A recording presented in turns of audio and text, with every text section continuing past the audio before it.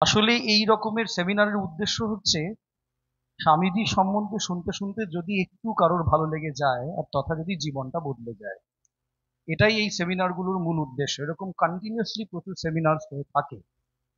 আসলে আমাদের স্কুল সিলেবাসে, কলেজের সিলেবাসে বিবেকানন্দের, স্বামীজিকে নিয়ে সেরকম বিশেষ আলোচনা থাকে না। কিন্তু চারিদিকে যখন দেখি আমরা, তখন দেখি যে সমান্তরাল ভাবে বিবেকানন্দ ভীষণভাবে জনপ্রিয় হয়ে উঠছেন। জায়গায় জায়গায় ওনার স্ট্যাচুজ হচ্ছে, ওনাকে নিয়ে আলোচনা শুরু হচ্ছে, starting from sportsman to politicians all around the world. তাকে নিয়ে একটা বিশাল আলোচনা এবং হইচই, কিন্তু তাকে নিয়ে পড়া হয় না।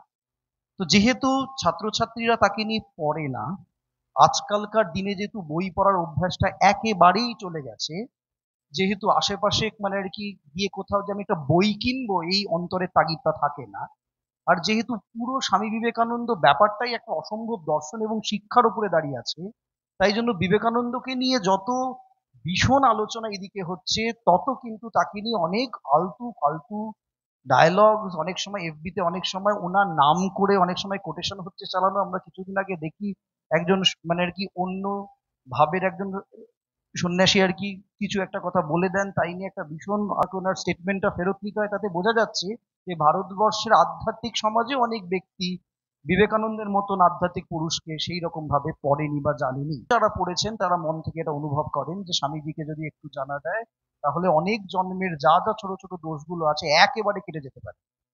তাই এইরকম সেমিনার গুলো করা। আজকে সেমিনারটা এইভাবে ভাগ করা হবে যে আমাদের সাথে আছেন অমিতা ধর, তিনি আচার্য গিরিশচন্দ্র মানে আর কি জগদীশচন্দ্র কলেজের আর কি ফিলসফি ডিপার্টমেন্টে আছেন। ম্যাডাম কিছু বলবেন স্বামীজিকে নিয়ে। তারপরে পার্থপ্রতিম চ্যাটার্জি, ও আমারই স্টুডেন্ট ছিল, তারপরে ও রামকৃষ্ণ মিশন নরেন্দ্রপুর থেকে এমএ পাশ করে, তারপরেও রামকৃষ্ণ মিশন আলোতে টিচার ছিল বেশ কিছুদিন। এখন সিনেমার আর কি এডিটিং এর কাজ নিয়ে আছে। স্বামীজি নিয়ে ওর প্রচুর পড়াশোনা।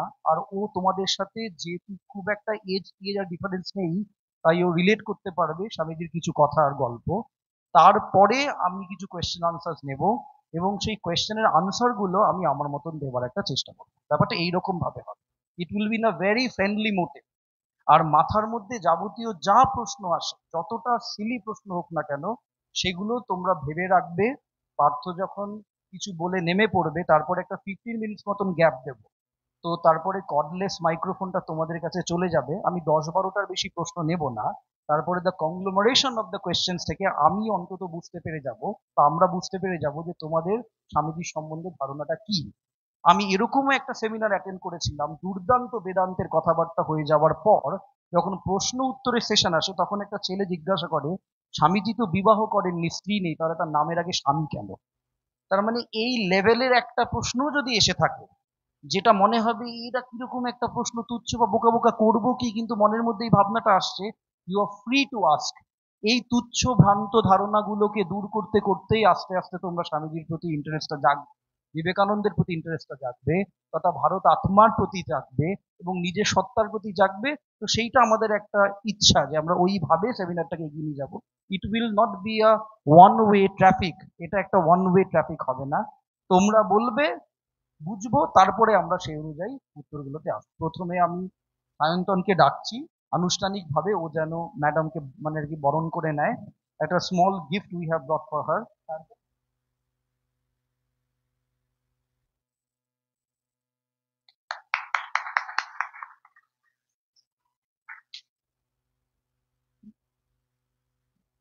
নাও the stage is open to madam. Ma'am, আপনি আসুন আর স্বামীজি সম্বন্ধে ওদের কিছু বলুন। আমি স্বামীজির সম্পর্কে দু চার কথা বলবো। আমি বিশেষ কোনো তত্ত্বকথায় যাব না। আমি কঠিন কোনো শব্দ ব্যবহার করব না, যেটা সকলের বোধগম্য। খুব চলিতভাবে ভাষা হিসেবে যেগুলো আমরা প্রতিদিন প্রতিনিয়ত রোজকার চলার পথে ব্যবহার করি, সেরকম ধরনের আমি শব্দ চয়ন করব, এটা আমি ভেবেছি। এবার আমি একটা প্রশ্ন করি তোমাদের, আমি কি বাংলায় বললে তোমরা বুঝতে পারবে না, means I have to just explain it in other languages? বাংলায় বললে কি তোমরা, তোমাদের পক্ষে বোঝা সুবিধা? হ্যাঁ, সকলের হবে। বাহ, ধন্যবাদ, খুব ভালো। আমি এবার একটা কথা জানতে চাই, এই যে উপস্থিত আমার সব সন্তান সমা সবাই রয়েছে, তোমরা, আমি তোমাদের তুমি বলেই সম্বোধন করি, রয়েছে, কতজন মোটামুটি, খুব বেশি না, মোটামুটি স্বামী বিবেকানন্দকে জানো, তার নাম শুনেছো বা তার সম্পর্কে কিছু পড়েছো? আমাকে একটু হাত তুলে দেখাতে পারবে? Very few, less in number. আচ্ছা, খুব কম। ঠিক আছে, ঠিক আছে, হয়তো তোমাদের জীবনে সেই সুযোগ আসেনি, আসবে নিশ্চয়ই যখন তোমরা আনন্দকে জানবে। কারণ আমরা তো ভারতবাসী, আমরা তো ভারতকে ভীষণ ভালোবাসি, কারণ আমাদের মাতৃভূমি, তাই তো? একদম, আওয়ার মাদারল্যান্ড ইজ ইন্ডিয়া। সুতরাং আমরা ভারতকে জানবো, আর ভারতকে জানার জন্য প্রথম যেটা আমাদের জানতে হবে সেটা হচ্ছে বিবেকানন্দ। আমরা সকলেই পড়েছি, মোটামুটি তোমরা সকলেই এখানে ডিগ্রি কোর্সের স্টুডেন্ট, সবাই একটা মিনিমাম একটা শিক্ষার মাধ্যমে, পাঠ্যক্রমের মাধ্যমে তোমরা এখানে এসে উপস্থিত হয়েছো, মানে এই এই যে তোমরা এখন ডিগ্রি কোর্সের স্টুডেন্ট হয়ে আছো, সেই জায়গাতে আমি বলতে চাই যে বিবেকানন্দ, যেটা আমার আগে শুভব্রত বলে গেছে, যে বিবেকানন্দ সম্পর্কে কিন্তু খুব বেশি সিলেবাসে নেই, যে কারণে আমাদের জানার সুযোগ হয় না, তাই তো? তোমাদের আমি দোষ দিতে পারবো না, আমি কেন, আমরা কেউই দোষ দিতে পারবো না, কারণ পাঠ্যক্রমে যা রয়েছে তোমরা সেটাই পড়ো। ভারতবর্ষকে জানতে গেলে বিবেকানন্দকে জানতে হবে। ভারতবর্ষ বহু মনীষী, মহামনীষীর জন্মস্থান, সবচেয়ে বড় কথা, সবচেয়ে প্রাচীন ধর্ম হিন্দু সনাতন ধর্ম এখানে উদ্ভূত হয়েছিল। সুতরাং আমি মনে করি যে পাঠ্যক্রমে বিবেকানন্দের জীবনী, বিবেকানন্দের মতাদর্শ, বিবেকানন্দের ভাবাদর্শ একটু বেশি ভাবে থাকা উচিত। কারণ একটাই, কারণ এটাই যে বিবেকানন্দের ভাবাদর্শ নিয়ে যারা এগিয়ে যাবে, বিবেকানন্দের আদর্শে যারা অনুপ্রাণিত হবে, আমি নিশ্চিত করে বলতে পারি তারা ভবিষ্যতে একটা সুন্দর জীবন পাবে। শুধু তাই নয়, তাদের জীবনে অসুন্দর বলে কিচ্ছু থাকবে না, এটা আমার দৃঢ় বিশ্বাস, এবং অনেকেই এই মত পোষণ করে। ঠিক আছে, তাহলে আমি একটু ছোট্ট কথা দিয়ে শুরু করি, সেটা হচ্ছে উনি কবে কোথায় জন্মেছিলেন। এটা বোধহয় জানা আমাদের সবচাইতে জরুরি, এটা একটা বলতে পারবো basic information for us to know. আমরা জানি, এই আমরা এখন যেখানে বসে আছি এখান থেকে 10 মিনিটের হাঁটা পথ কলকাতার বিখ্যাত শিমুলিয়া অঞ্চলে, যেটাকে সিমলা অঞ্চল বলা হয়, ওখানে বিখ্যাত দত্ত পরিবারে বিবেকানন্দ জন্মেছিলেন। তখন অবশ্য তিনি বিবেকানন্দ হয়নি, ছোট্টবেলায় তাকে সবাই বিলে বলে ডাকতেন, এবং বাবা মার অত্যন্ত আদরের সন্তান ছিলেন। ওনার বাবা বিখ্যাত বিশ্বনাথ দত্ত, উনি কলকাতা হাইকোর্টের অ্যাটর্নি ছিলেন। সেই সুবাদে তিনি বিখ্যাত পরিবারে জন্ম হওয়ার দরুন তিনি খুব ছোট্ট বয়সে বহু মনীষীদের সংস্পর্শ পেয়েছিলেন, সংস্পর্শে আসতে পেরেছিলেন, এটা বাবার সুবাদে। এবং আমরা ছোট্টবেলা থেকেই দেখি যে তার ছোটবেলায় তার নাম ছিল প্রসঙ্গত উল্লেখ্য বিলে। বিলে মানে একটা সাংঘাতিক, কিরকম সাংঘাতিক? অত্যন্ত মেধাবী, অত্যন্ত মেধাবী, তেমন অভুলি নয়, ভীষণ রকমের দুষ্ট, অদ্ভুত তার চরিত্রে এই বৈপরীত্য আমরা দেখতে পাই। যখন আস্তে আস্তে বিলে বেড়ে উঠতে থাকি, 4 বছর 5 বছর বয়স, র্যান্ডাম অনবরত দুষ্টুমি করে যাচ্ছে বিলে। হঠাৎ দুষ্টুমি করতে করতে সে ধ্যানস্থ হয়ে পড়ছে। সে ধ্যান মানে গভীর ধ্যান। তার পাশ দিয়ে সাপ এসে তার সারা শরীরে বেয়ে সাপ চলে গেল, সে কিছু জানতে পারল না। অথচ তার খেলার সাথী যারা সেখানে উপস্থিত ছিল তারা কিন্তু ভয়ে সব পালিয়েছে।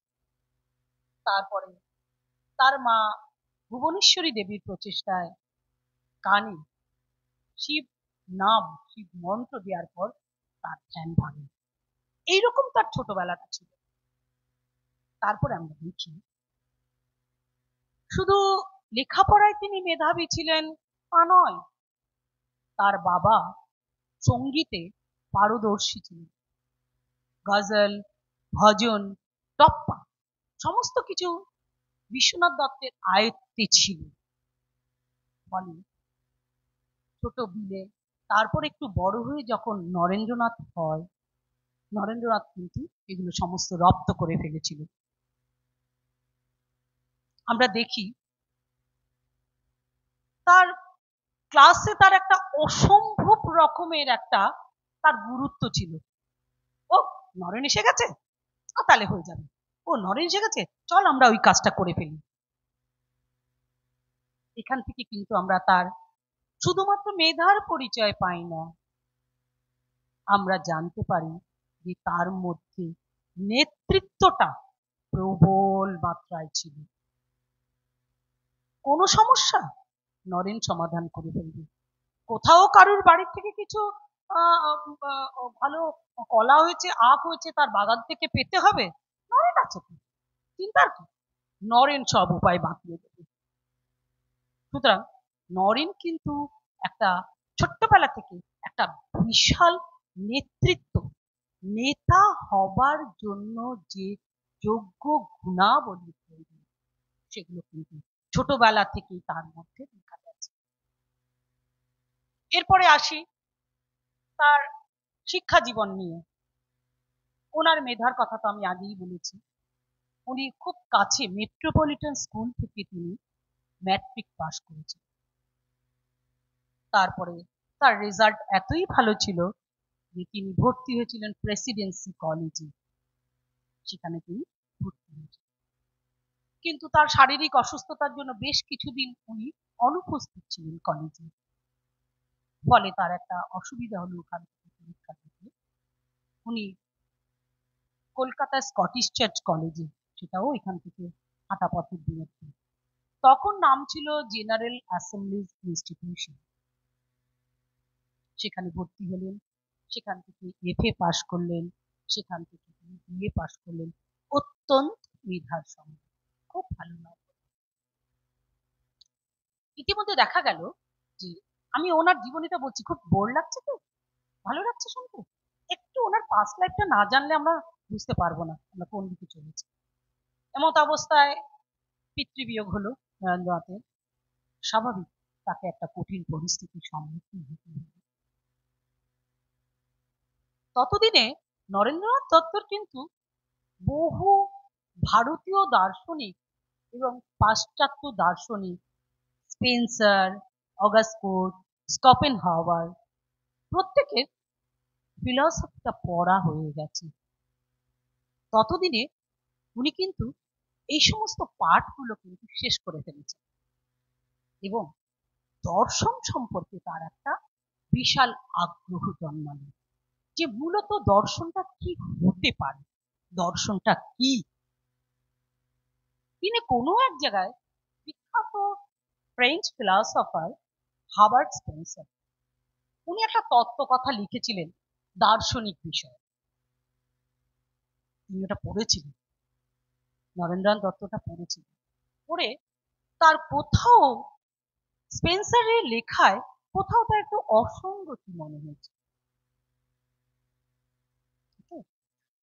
তিনি তখনই তাকে চিঠি লিখে ফেললেন, এটা জানিয়ে যে তার লেখায় কি অসঙ্গতি বলে নরেন্দ্রনাথ মনে করেন।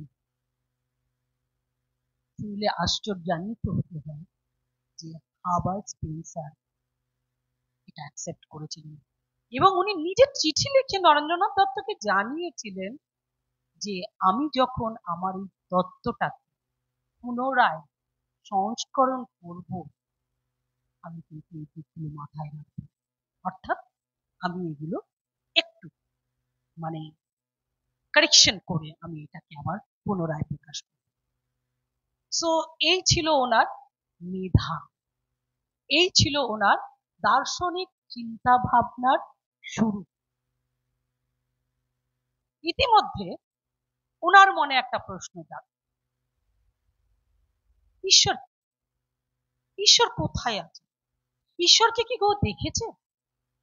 এগুলো কতগুলো দার্শনিক চিন্তা ভাবনা তার মনে আস্তে আস্তে একের পর এক, এবং উনি এতটাই কৌতূহলী ছিলেন যে ওনার কৌতূহল নিবৃত্ত করার জন্য বিভিন্ন মনীষী বলো, বিভিন্ন উজ্জ্বল ব্যক্তিত্বদের সঙ্গে উনি বসতেন, আলোচনায় বসতেন।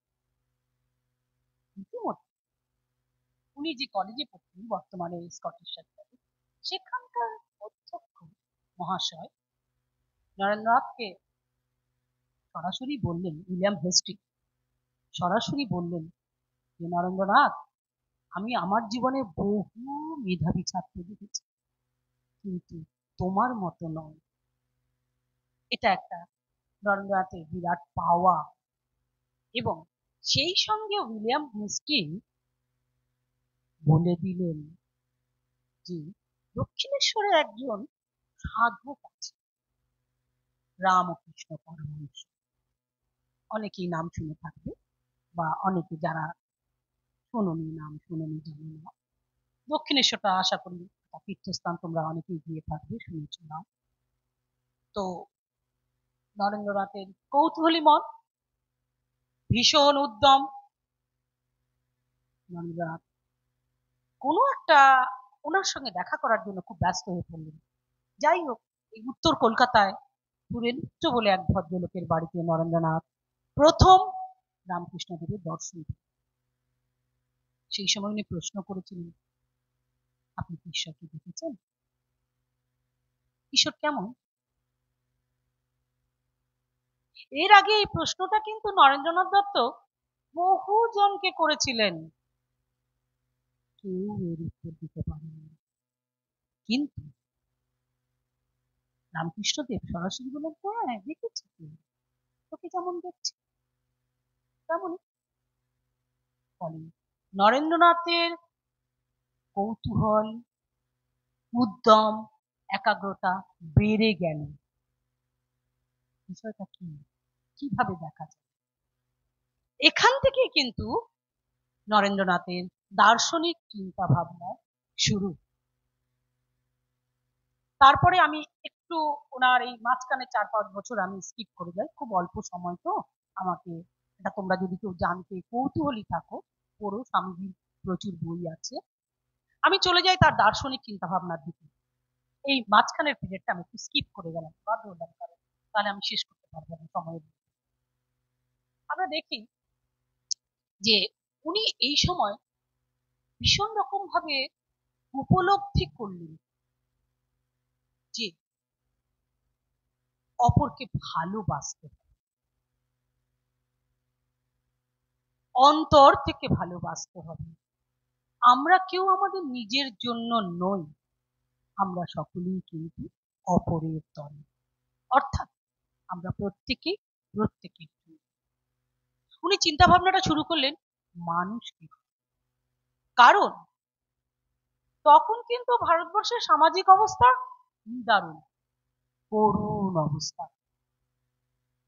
জাতিভেদ, অস্পৃশ্যতা, কুসংস্কার ইত্যাদিতে ভারতবাসী ডুবে রয়েছে।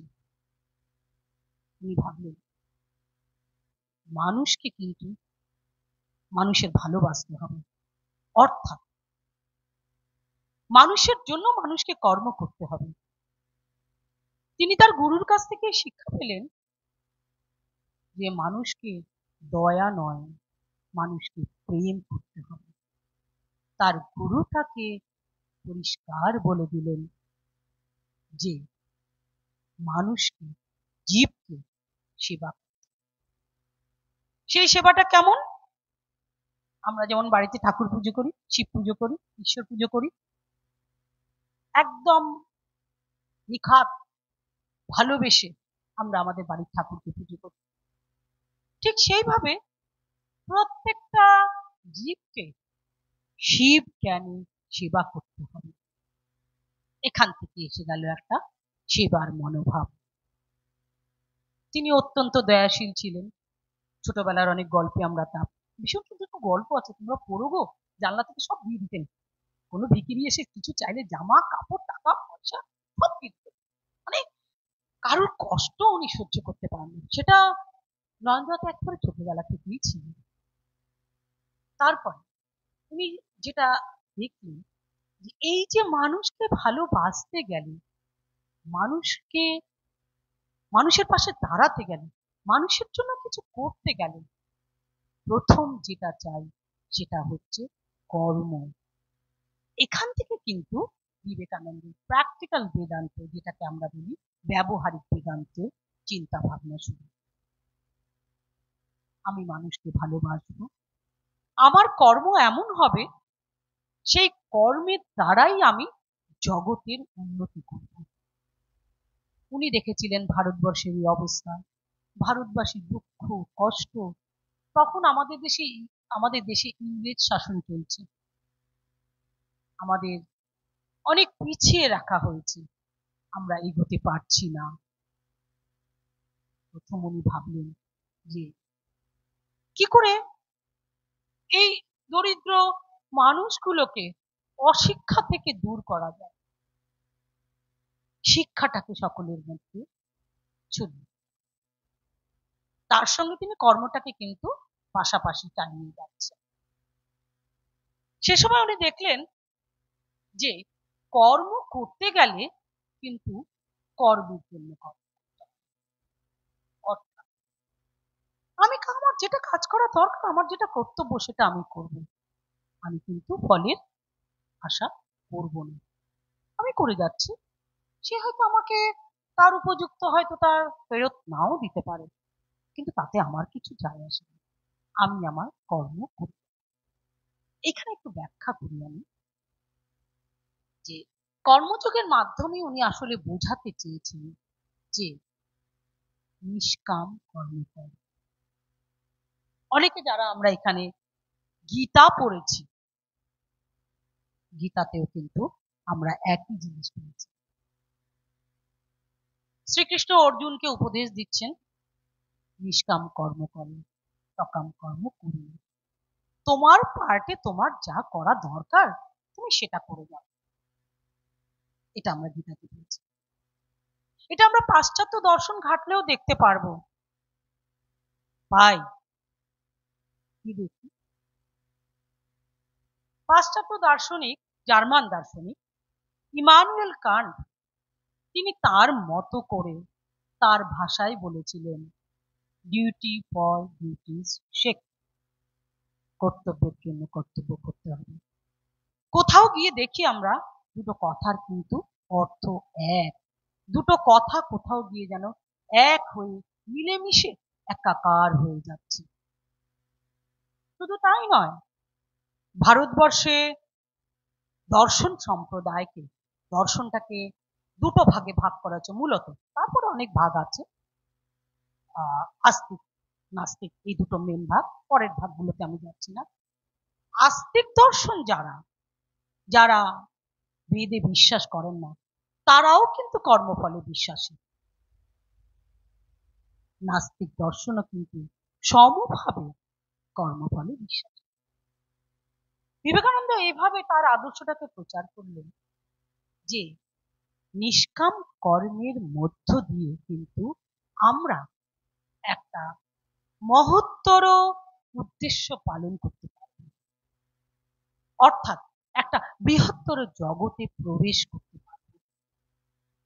আর এই বৃহত্তর জগতে প্রবেশ করার জন্য তিনি পুরো বিষয়টা, তার ভাবনাটা কিন্তু ভারতের যুব সমাজকে নিয়ে।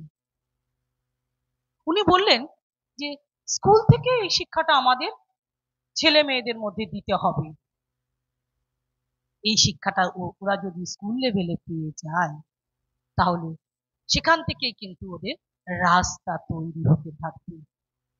কিসের রাস্তা? কিছু অ্যাচিভ করার রাস্তা। অর্থাৎ যে রাস্তাটা হবে একেবারে সুগম, একেবারে মসৃণ, সে রাস্তায় কোনো কাঁটা থাকবে না, কোনো কাকর থাকবে না। সেই রাস্তা ধরে কিন্তু তারা একটা নির্দিষ্ট লক্ষ্যে পৌঁছে যাবে,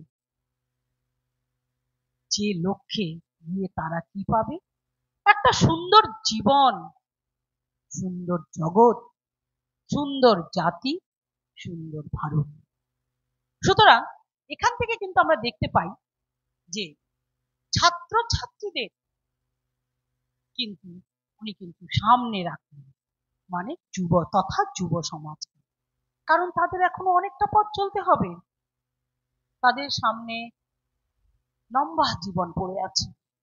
সেই জীবনটা যদি তারা সুন্দর করে চলতে না পারে, তাহলে কি দাঁড়াবে? রেজাল্ট কি?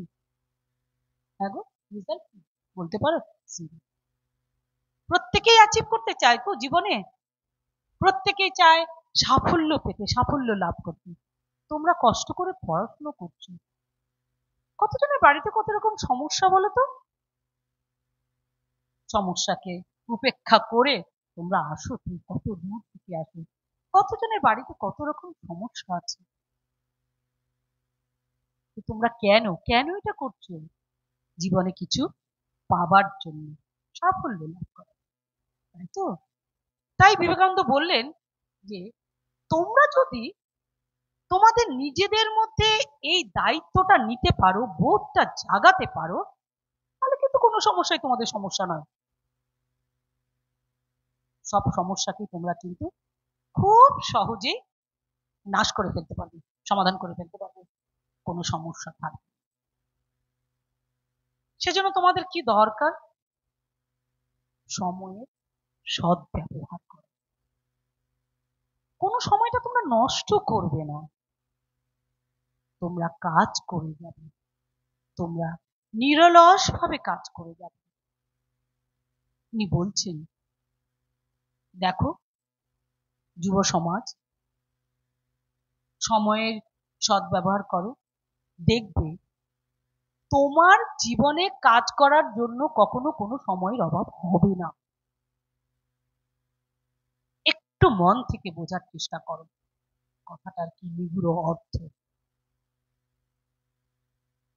তিনি সেই সঙ্গে সঙ্গে সময়ের সদ্ব্যবহারের সঙ্গে সঙ্গে উনি আরেকটা বিষয়কে ভীষণ প্রাধান্য দিতেন, সেটা হচ্ছে নিয়ম শৃঙ্খলা বোধ। তোমরা নিজেরাই জানো, যেদিন তোমরা ইনডিসিপ্লিনড হও সেদিন তোমরা সব কাজ করে উঠতে পারো না। পারো কি? পারো না। যেদিন তোমরা সকালবেলা থেকে সময় মাফিক সমস্ত কাজগুলো সেরে ফেলতে পারো, গুটিয়ে ফেলতে পারো, তখন কিন্তু তোমরা সবকিছু খুব সুন্দর করে ম্যানেজ করে নিতে পারো, তাই তো? তার সঙ্গে উনি বললেন যে আমাদের যেটা সঙ্গে রাখতে হবে আত্মপরিচয়, অর্থাৎ নিজেকে জানতে হবে। যতক্ষণ আমি নিজেকে না জানবো, ততক্ষণ কিন্তু আমি অপরকে জানার সুযোগ আমার হয়ে উঠবে। আমার মধ্যে যে দরিদ্রতা আছে, যা কিছু শর্টকামিংস আছে, সেটা কিন্তু আমাকে একেবারে দূর করে ফেলতে হবে। এটা কিন্তু আমরা তার বিবেকানন্দের দার্শনিক চিন্তা ভাবনায় পাই। তারপরে দেখা যায় উনি ভীষণ কাজ করেছিলেন বিদেশে গিয়ে, আমেরিকা, ইউরোপ, বিভিন্ন জায়গায় উনি বক্তৃতা দিয়েছিলেন। এবং বক্তৃতা দিতে গিয়েও তাকে যে কত কষ্টের সম্মুখীন হতে হয়েছিল, সেগুলো খুব ইন্টারেস্টিং, তোমরা পড়ো, জানবে। আমি একটু সংক্ষিপ্ত করতে চাইছি আমার বলাটা। তিনি এমনও দেখা গেছে 1 বছর সময়কালে আমেরিকাতে থেকে 90টার বেশি বক্তৃতা দিয়েছিলেন। ভাবতে পারছো? 90টার বেশি বক্তৃতা দিয়েছিলেন। উনি শুধু স্টাডি করতেন বিভিন্ন বিষয়, এবং ওনার অভিজ্ঞতার নিরিখে উনি জানিয়ে গেছেন যে আমাদের আত্মোপলব্ধি হতে হবে, নিজেকে জানতে হবে। সবসময় উনি বলেন যে প্রত্যেকে যেন দিনের শেষে একবার করে নিজের সঙ্গে কথা বলে। নিজে যদি নিজের সঙ্গে কথা না বলে তাহলে কিন্তু সে মিস করবে একজন বিরাট ব্যক্তিত্বের সঙ্গে কথা বলা থেকে। বিরাট ব্যক্তিত্বটা বিবেকানন্দ কিন্তু প্রত্যেককে নিজ নিজ নিজ যে ব্যক্তিত্ব, নিজের মধ্যে যে জীব, যে আত্মা, যে ঈশ্বর আছে, সেটাকে বোঝাতে চেয়েছে। তারপরে আমরা দেখি ওনার মধ্যে একটা সেবার মনোভাব কাজ করে এবং উনি চাইলেন যে মানুষের জন্য এমন কাজ করবেন এবং ওনার যারা ফলোয়ার্স, শিষ্য বা শিষ্যা থাকবে, আমরা তার মধ্যে ভগিনী নিবেদিতাকে পাই, আমি ওদিকে যাচ্ছি না, প্রত্যেকেই কিন্তু এই কর্মযজ্ঞে নিজেকে সঁপে দেবে। তার বেদান্ত দর্শনে আমরা এটা দেখতে পাই যে তিনি যে সারা বিশ্ব ভ্রমণ করেছিলেন, গোটা ইউরোপ, গোটা আমেরিকা, তিনি দুবার গিয়েছিলেন বিদেশে এবং 4 বছর কাল মতো সময় উনি সব মিলিয়ে আগে পরে কাটিয়েছিলেন। সেখানে কিন্তু তার একটাই দার্শনিক চিন্তা ভাবনা ছিল, সেটা হচ্ছে বেদান্ত। বেদান্তের ভাবনাটাকে উনি ছড়িয়ে দিয়েছিলেন, যেখানে বলা হয়েছে যে প্রত্যেক মানুষই ঈশ্বর, প্রত্যেক মানুষের মধ্যে ব্রহ্মাত্মা রয়েছে, অতএব প্রত্যেককেই ভালোবাসো, প্রত্যেককেই শ্রদ্ধা করো। তিনি বহু ধর্ম, পুরনো পুরনো ধর্ম, ইসলাম ধর্ম, বৌদ্ধ ধর্ম, খ্রিস্ট ধর্ম নিয়ে তিনি বহু আলোচনা করেছেন, জানিয়ে গেছেন সব ধর্মের এক কথা, মূল কথা হলো মানুষকে ভালোবাসো। সেখানে তিনি যেটা সবচেয়ে বেশি প্রচার করেছিলেন সেটা হচ্ছে বিশ্বজনীন ভ্রাতৃত্ব, আমরা যেটা বলছি ইউনিভার্সাল ব্রাদারহুড।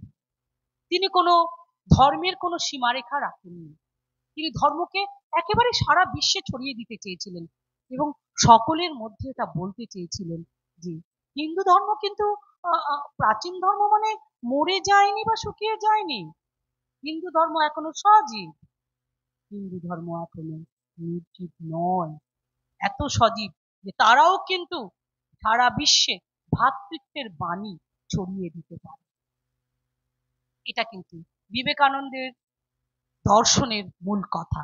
আরেকটা কথা বলে আমি শেষ করব, উনি যেটা বলেছেন যখনই কোনো আমরা তত্ত্ব কথা বলবো তার প্রয়োগের দিকটাও কিন্তু আমরা বলবো। প্রয়োগ মিন্স অ্যাপ্লিকেশন, তার ব্যবহারিক দিকটা। আমি বলে যাচ্ছি কিন্তু আমি আরেকটা করছি অন্য কিছু, সেটা নয়। আমার বলার সঙ্গে আমার কাজের একটা সাযুজ্য থাকবে, অর্থাৎ আমি সব ভাবে আত্মোপলব্ধির মাধ্যমে আমি এই ভ্রাতৃত্বের বার্তা সারা বিশ্বে ছড়িয়ে দেব এবং আমি সেটা কাজেও করে দেখাবো। এটাই উনি বলতে চেয়েছেন। আমি জানি না আমি খুব স্বল্প সময়ের মধ্যে এটা বলতে কতটা আমি তোমাদের ভেতরে ঢুকতে পারলাম। আমি এখানে শেষ করব। তার আগে আমি একটা ছোট্ট মন্ত্র, প্রণাম মন্ত্র স্বামী বিবেকানন্দের উদ্দেশ্যে আমি বলবো। যখন উনি সন্ন্যাসী হয়ে গেলেন তখন আর কিন্তু নরেন্দ্রনাথ দত্ত নাম থাকলো না, তিনি সারা পৃথিবীতে স্বামী বিবেকানন্দ হিসাবে পরিচিত হলেন। আমি ছোট্ট মন্ত্রটা, প্রণাম মন্ত্রটা বলবো, তোমরা সকলে যদি একটু উঠে দাঁড়াও তাহলে খুব ভালো হয়।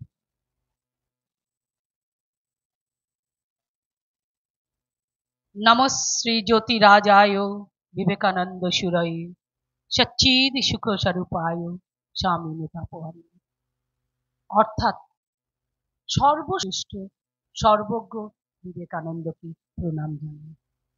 এসো আমরা তার মন্ত্রে দীক্ষিত হই। তিনি শেষ কথা বলে গেছিলেন, arise, awake, not stop till the goal is reached। সুতরাং তোমাদের কাছে আমার এই বার্তা রইল, যত পৌঁছবে থামবে না, কারণ যুব শক্তির মধ্যে অদম্য শক্তি আছে। ক্লিয়ার? বসে পড়ো।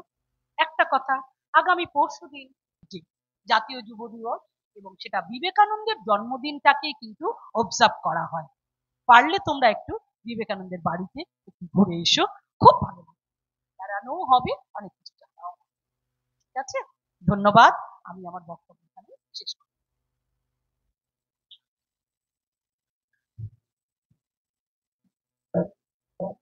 ম্যামকে অশেষ ধন্যবাদ। ম্যাম, আচ্ছা, ম্যামকে আমরা অশেষ ধন্যবাদ দিচ্ছি, কেন কি ম্যাম তার ব্যস্ততার মধ্যে আমাদের একটু সময় দিয়েছেন। এটার জন্য ম্যাম প্রচুর কর্মকাণ্ডে ম্যাম আর আপনি কর্মকাণ্ডের মধ্যে থাকেন, তো সেই কারণে আমরা সবাই মিলে ম্যামকে আরেকবার ধন্যবাদ জানাচ্ছি।